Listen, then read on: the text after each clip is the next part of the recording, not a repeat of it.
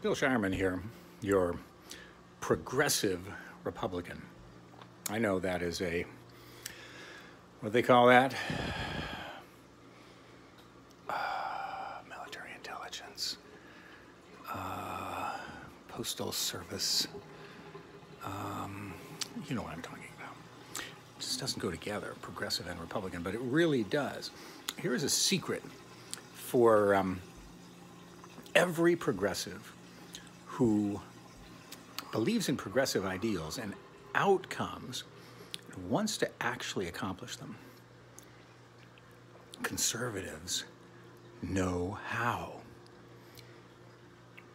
They just don't want to. It's not that they're opposed to, say, social justice or environmental sustainability. They just have a different worldview than progressives do. They think nature's always against us. On balance. Not entirely against us, but mostly.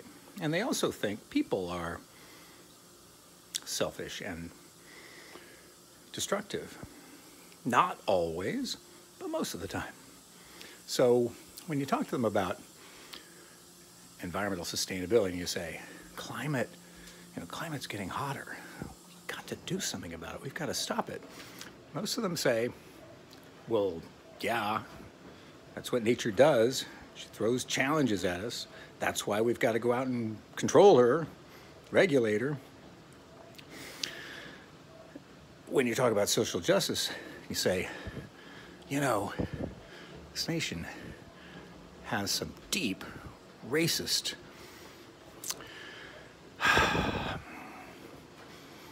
institutions and embedded bigotries.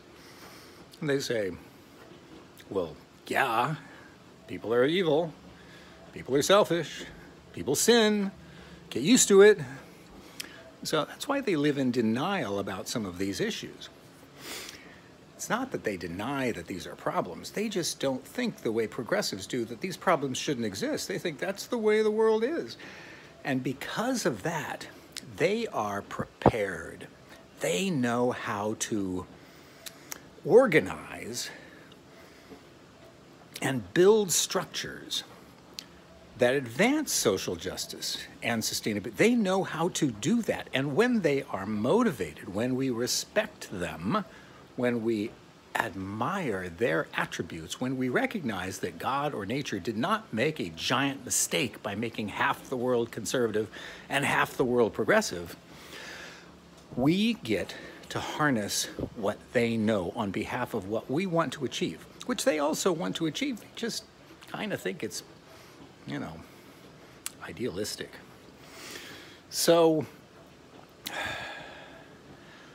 rather than being angry that conservatives deny climate change or deny social injustice and attribute wrongs to personal failings more often than perhaps they should, respect and listen to conservatives and understand the tools that they can use, because they spend a lot of time worrying about what's going to get us. They spend a lot of time worrying about, well, they used to spend a lot of time worrying about Russia. Now it's like, I'm not sure what the hell's happened there. Jesus Christ. But at least Democrats still worry about Russia. Let's get Republicans back in that camp. But my point is, conservatives spend their time worrying about and figuring out how to ensure that we survive in a nature that they think is, how did Thomas Hobbes describe it? Nasty, brutish. That's our lives. Nasty, brutish, and short. That's their worldview. They figure out how to avoid that. And they also figure out how to build market systems that enable us to trade with one another and benefit each other even if we're selfish. Now, maybe they've gone a little overboard. Maybe our capitalist cronyism is a little on the extreme side. Maybe we're involved in total wars all the time now. Not total wars, fortunately. But war has become, permanent. So maybe the conservatives have gone a little far. And they can learn some things from progressives, which they can. But we'd better start listening to them. So that's my message. As a rare progressive Republican, someone who embraces progressive ideals of social justice and environmental sustainability, but applies conservative and free market tools to advance them. In my experience, progressives know the why, and conservatives know the how.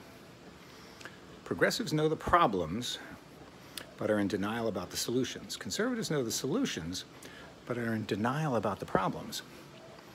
What a perfect marriage.